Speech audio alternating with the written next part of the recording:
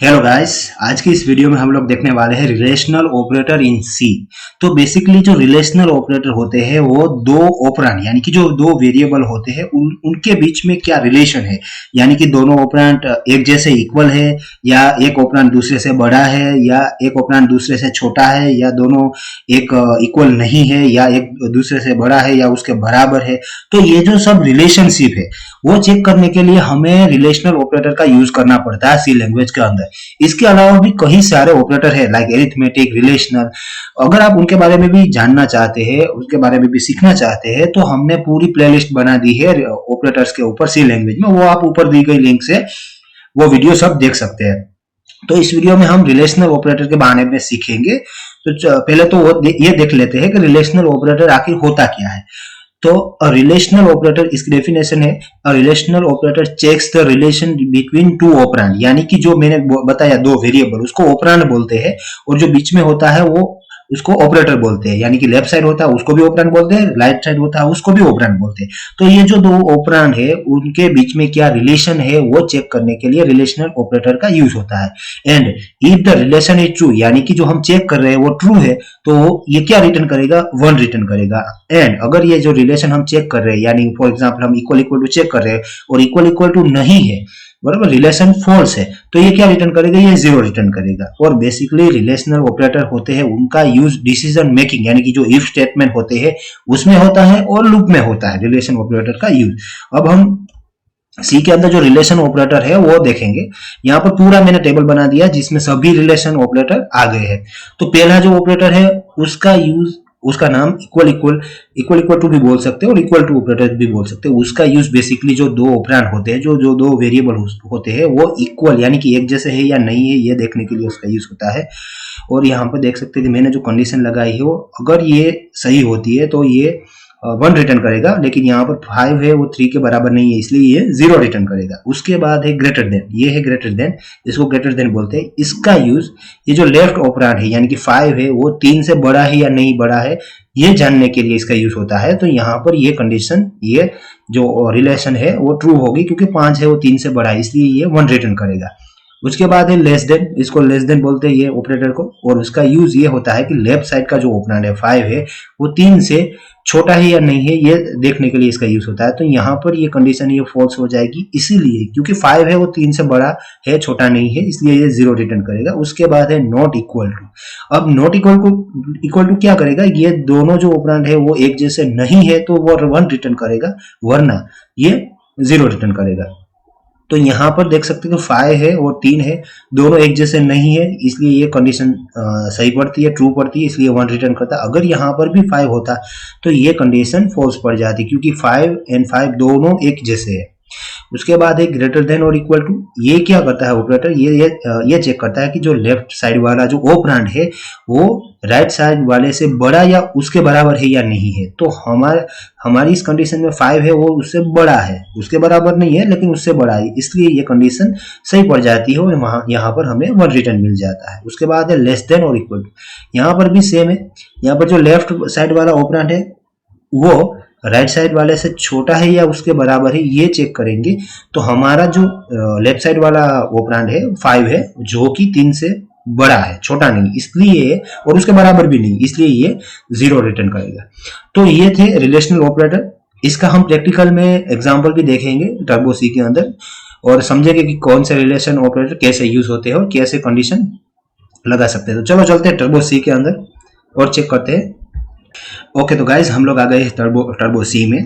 तो मैंने यहाँ पर हेडर फाइल वगैरह पहले से ही लिख दिया है। तो अब हम 3 वेरिएबल डिक्लेयर करेंगे रिलेशन ऑपरेशन को देखने के लिए, उसका एग्जांपल देखने के लिए। तो हम जो वेरिएबल डिक्लेयर करेंगे वो इंटीजर टाइप के होंगे। पहले हम ए डिक्लेयर करेंगे जिसके अंदर हम 5 वैल्यू इनिशियलाइज करेंगे। उसके बाद बी एक वेरिएबल डिक्लेयर करेंगे जिसके अंदर भी 5 इनिशियलाइज करेंगे और उसके बाद सी करेंगे जिसके अंदर हम 10 वैल्यू इनिशियलाइज करेंगे।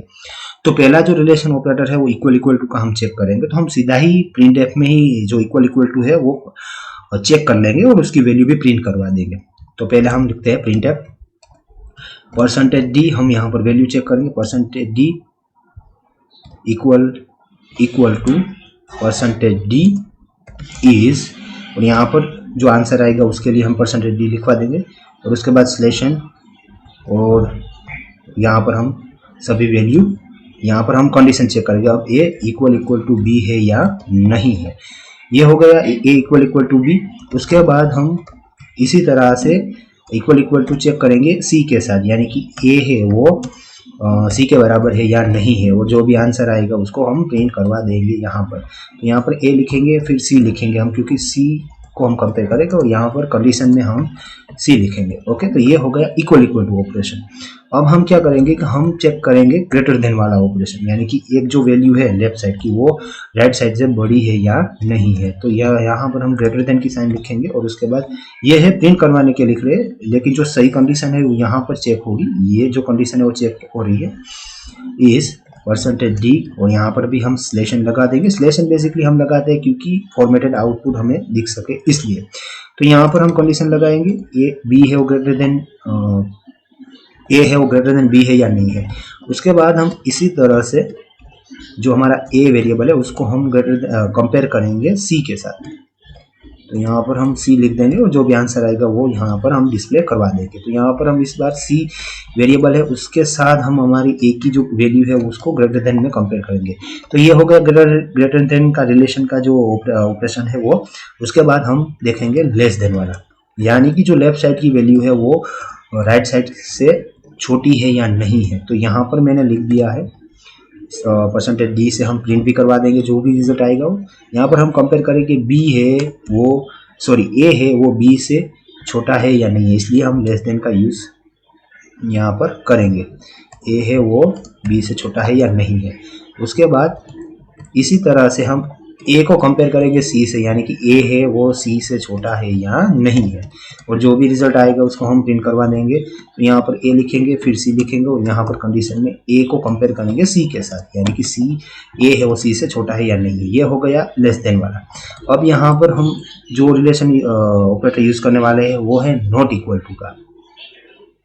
नहीं, नॉट इक्वल टू का कि एक जो ये वेरिएबल है वो जो लेफ्ट वाला वेरिएबल है वो राइट वाले के से बराबर है या नहीं है, यानी कि दोनों सेम है या नहीं है। तो यहाँ पर हम पहले तो ए को नॉट इक्वल टू कर देंगे किसके साथ, बी के साथ, यानी कि ए है और जो बी वेरिएबल है वो दोनों एक जैसे है या नहीं। इस तरह से परसेंटेज डी लगा देंगे, यहाँ पर हम स्लेशन लगा देंगे और यहाँ पर कंपेयर करेंगे ए और बी, और यहाँ कंडीशन में हम लिख देंगे नॉट इक्वल टू बी, यानी कि ए और बी एक जैसे नहीं है। अगर नहीं हो गया तो ही ये 1 रिटर्न करेगा, वरना जो एक जैसे हो गए तो ये 0 रिटर्न करेगा।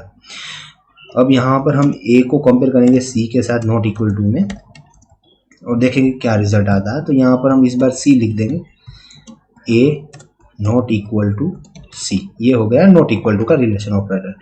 अब हम क्या करेंगे, ग्रेटर देन इक्वल टू जो हमारा ऑपरेशन है रिलेशन का ऑपरेटर है उसका यूज करके हम ग्रेटर देन और इक्वल टू भी चेक कर लेंगे। तो यहाँ पर इस बार हम ग्रेटर देन और इक्वल टू की साइन का यूज करेंगे। इसमें क्या चेक होगा कि जो लेफ्ट वाला ऑपरेंड है वो राइट वाले से बड़ा या उसके बराबर है या नहीं है। ओके, तो यहाँ पर ए लिख देंगे फिर बी, यहाँ पर कंडीशन में ग्रेटर देन और इक्वल टू में बी लिख देंगे। ओके, उसके बाद फिर से हम greater than equal to check करेंगे, इस बार ए को किसके साथ, सी के साथ। ओके, तो ग्रेटर देन इक्वल टू हम यहाँ पर लिख देंगे इज परसेंटेज डी स्लेशन लिख देंगे और उसके बाद यहाँ पर ए वैल्यू हम लिखेंगे फिर सी, और फिर हमारी जो कंडीशन है ग्रेटर देन इक्वल टू में हम इस बार सी वैल्यू को लिख देंगे। ओके, तो ये हो गया ग्रेटर देन और इक्वल टू। उसके बाद हम लेस देन और इक्वल टू चेक करेंगे, यानी कि हमारी जो ए वैल्यू है वो लेफ्ट साइड वाली जो बी वैल्यू है उससे छोटी या उससे बराबर है या नहीं है। इस तरह से हम लेस देन इक्वल टू का यूज करके ये चेक कर सकते हैं। यहाँ पर ए लिखेंगे फिर बी लिखेंगे और यहाँ पर कंडीशन के अंदर लेस देन और इक्वल टू बी लिखेंगे। ओके, तो इसी तरह से हम सी के साथ भी ए को लेस देन और इक्वल टू में कंपेयर करेंगे यहाँ।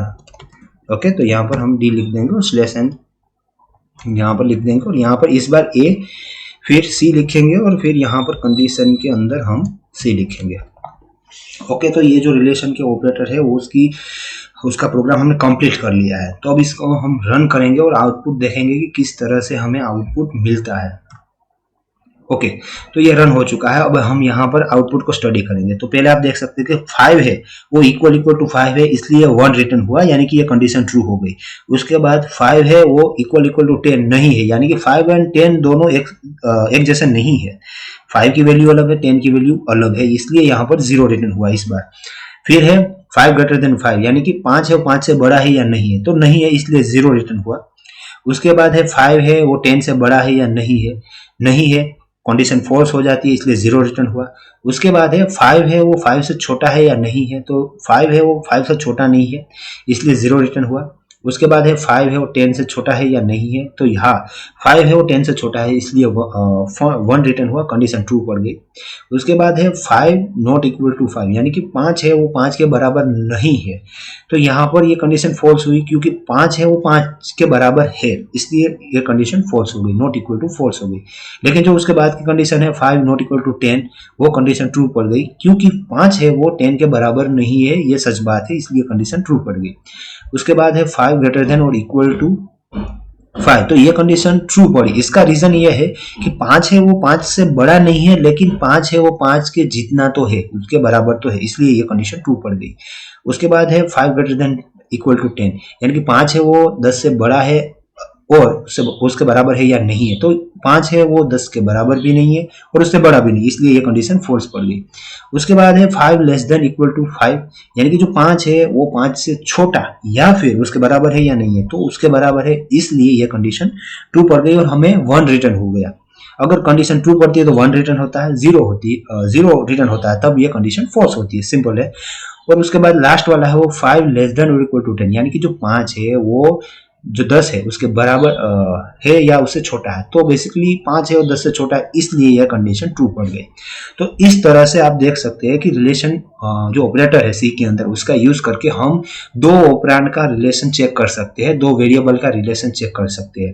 तो अगर आपको कोई भी रिलेशन चेक करना हो तो आपको दो ऑपरेंड चाहिए होंगे, ये हो गया लेफ्ट वाला ऑपरेंड और ये हो गया राइट वाला ऑपरेंड, और जो रिलेशन है वो हमेशा लेफ्ट से राइट चेक होगा, यानी कि जो लेफ्ट वाला वेरिएबल है उसका रिलेशन राइट साइड से होगा, यानी कि इक्वल टू यूज करेंगे तो भी लेफ्ट टू राइट ही वो कंपेयर करेगा। तो इस तरह से ये सभी रिलेशन ऑपरेटर का यूज करके हम जो हमारा इफ कंडीशन है उसमें भी ये रख सकते हैं और उसका जो रिजल्ट आए उस पर हम अपना डिसीजन ले सकते हैं कि भाई मुझे आगे जाना है। सपोज फॉर एग्जांपल मान लीजिए कि मैं यहाँ पर लिखता हूँ कि इफ ए है वो बी से बड़ा हो तो ये होना चाहिए इफ कंडीशन के अंदर। तो मैं यहाँ पर कुछ स्टेटमेंट लिख दूंगा तो ये एग्जीक्यूट होगा, और उसके बाद अगर ये एल्स में लिख दूंगा कि भाई अगर मान लीजिए कि ए है वो बी से बड़ा नहीं है तो एल्स पार्ट रन होना चाहिए। तो इस तरह से आप इफ स्टेटमेंट का भी यूज कर सकते हैं रिलेशन ऑपरेटर का यूज करके।